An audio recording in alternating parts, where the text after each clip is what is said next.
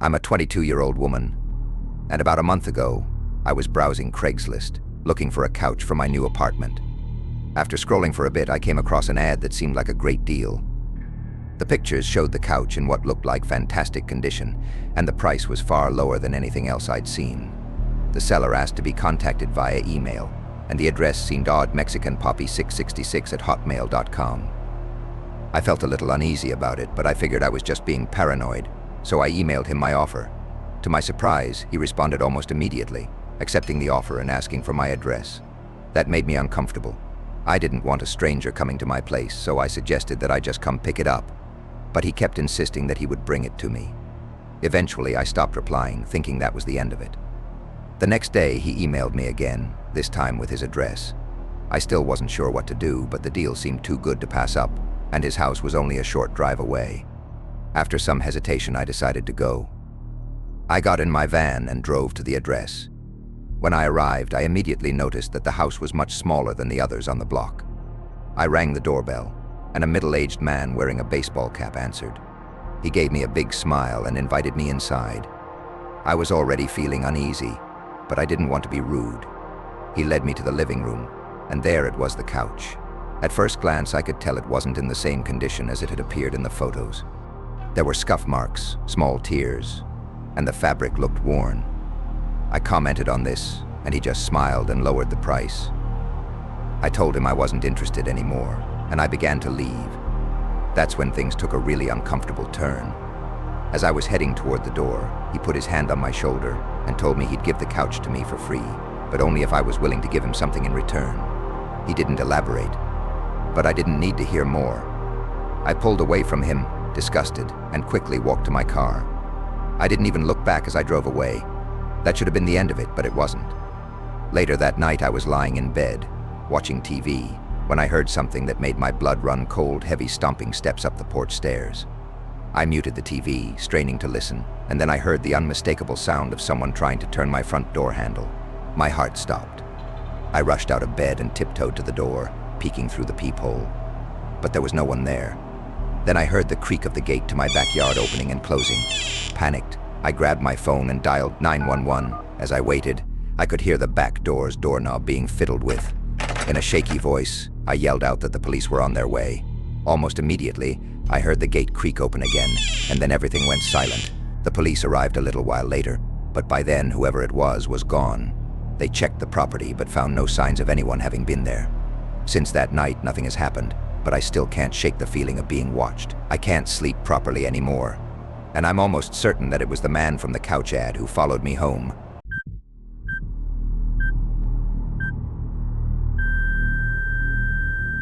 There's no way it was just a coincidence.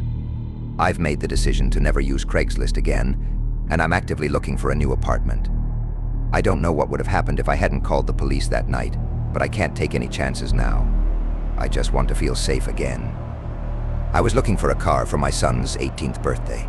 I searched all the usual websites, cars.com, eBay Motors, but everything was either overpriced or in bad condition. Craigslist seemed like the only place I might actually find a deal. About a week into my search, I came across a 2003 Toyota Camry. It had 67,000 miles, no accidents, no damage, and was in good condition. The price was only $3,500. It seemed like a steal for such a reliable car with low mileage. The seller lived about 10 miles away, which was a reasonable drive when looking for a car. I called him to set up a time to check it out. The man sounded normal on the phone and assured me there were absolutely no problems with the car. He introduced himself as Bob. I even brought along $3,500 in cash, although I planned on trying to negotiate the price down a bit. I arrived at Bob's property about 15 minutes early. It was a tiny little house on a decent-sized lot, mostly because it was a bit far from the nearest neighbors. The garage door was open, so I walked over to see if anyone was inside. However, the garage was filled with an unusual number of car parts but was otherwise empty. The car wasn't there. The only vehicle on the property was an old pickup truck. I walked around to the front of the house to check the house numbers again. I had the right address. The doorbell button was missing, so I knocked on the front door. I knocked for exactly 5 minutes without any answer. At that point, I decided to call Bob. I dialed his number, and to my shock, I could hear a cell phone ringing from inside the house. I was now seriously confused. I had the right house, but if he was home, why wasn't he answering the door? At this point, I decided to peek through one of the windows to see if anyone was inside. Peering through the glass, I could hardly make anything out, as it was pretty dark inside. I did see an old-fashioned dining room set, but across from that, I noticed someone standing at the back door of the house, staring outside. I assumed it must have been Bob, so I knocked on the window to try to get his attention. But the figure didn't even move. I was getting more uneasy. There was no gate or anything separating the backyard from the rest of the property. It was just an open yard. Since the house wasn't in a rural area, I figured I'd walk around to the back to try and meet him there, wondering how he couldn't hear me. When I got to the back door, I made a horrifying realization. The person standing by the door wasn't Bob at all. It was a taxidermied human being. I was paralyzed with shock. I immediately turned and ran back the way I came, all the way back to my car. As I was about to drive off, I glanced back one last time. The blinds to the window I had peeked through were now closed, but I could clearly see that 2 of the blinds were bent open. Someone was watching me. My heart raced as I slammed my foot on the gas pedal, driving away as fast as I could.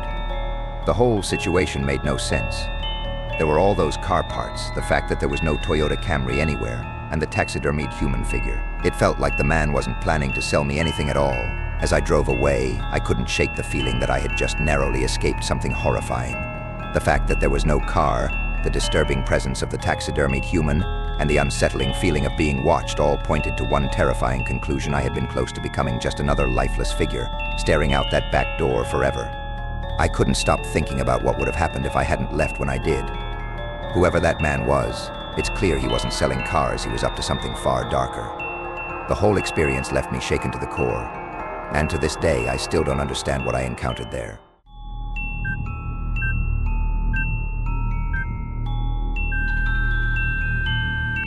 I found a guy on Craigslist selling an iPhone for $200. He claimed it was in mint condition and that he wanted to upgrade to the 5C.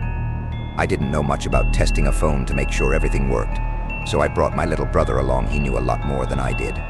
We agreed to meet halfway at a Dunkin' Donuts parking lot around 10 o'clock at night. When we got there, 2 large, intimidating guys stepped out of a black Honda Civic and walked over to us. One of them pulled out the phone and showed it to me. It looked perfect, with no scratches. My brother took out my SIM card, popped it into the new phone, did some tests, and confirmed it worked. Then the guy asked for $250, even though he originally wanted $200. I lied and said I only had $200, and he seemed a little unhappy but didn't argue. I handed over the $200, and he and his buddy got back in their car. My brother and I got back into my car, and I started testing out the new phone by calling my girlfriend. I played around with it for about 5 minutes when my brother mentioned that the 2 guys hadn't left yet. I didn't think much of it, but when I started the car and pulled out of the parking lot, I noticed the black Honda Civic started their car at the same time and pulled out behind us. I thought it was strange since I was pretty sure they came from the opposite direction. I continued driving down the turnpike, but every turn I made, they followed, staying close behind me. My brother suggested I pull over, but there was no way I was going to stop. I knew those guys were looking for trouble, and I wasn't going to give them the opportunity. The situation escalated as I started driving more dangerously, trying to lose them. I took a risky move to shake them off. At an intersection, the light turned red, and I floored it, speeding across the intersection before any cars could pass. My brother shouted at me, calling me stupid and crazy, but it worked. The black Honda Civic didn't follow. I finally got home after what felt like an eternity. My heart was still racing from the adrenaline, but I was relieved to have the phone, and it was working great for such a low price. That night, I sat down to set up the phone, trying to finish everything before going to bed. My parents and brother were already asleep, but as I was tinkering with the phone, I heard the unmistakable sound of 2 car doors slamming shut outside. I froze. I looked out my window and saw the black Honda Civic parked across the street. I immediately felt my heart drop. I could only assume the 2 guys were already halfway to our front door. Panicking, I woke up my dad and explained everything as quickly as possible. Without hesitation, he got up, grabbed a baseball bat, and crouched behind the front door, ready for whatever was coming. A loud knock echoed from the door. My dad shouted for them to go away, but one of the guys on the other side of the door claimed to have a gun. He said he'd shoot the lock off if my dad didn't open the door. My dad told me to call Joe, our friend who lived 2 doors down and happened to be a police officer. I called him, and he assured me he would be right over and told me to stay hidden inside. The next part of the night still terrifies me. There was a sudden, muffled sound, a silenced shot from a pistol. I peeked over at the door and saw a bullet hole inches away from my dad's head. I could hear my dad scrambling back from the door, and we all listened in silence, hoping the situation wouldn't escalate further. Then we heard Joe outside, yelling at the two guys to drop their weapons. My dad quickly ran outside to help when they finally lowered their guns. Joe arrested the two men and took them away. I'll never forget the combination of fear and relief I felt in that moment. It was, without a doubt, the scariest day of my life, but also the most incredible. Knowing that Joe was there to help, and that we made it out safely, was the best feeling I had ever experienced.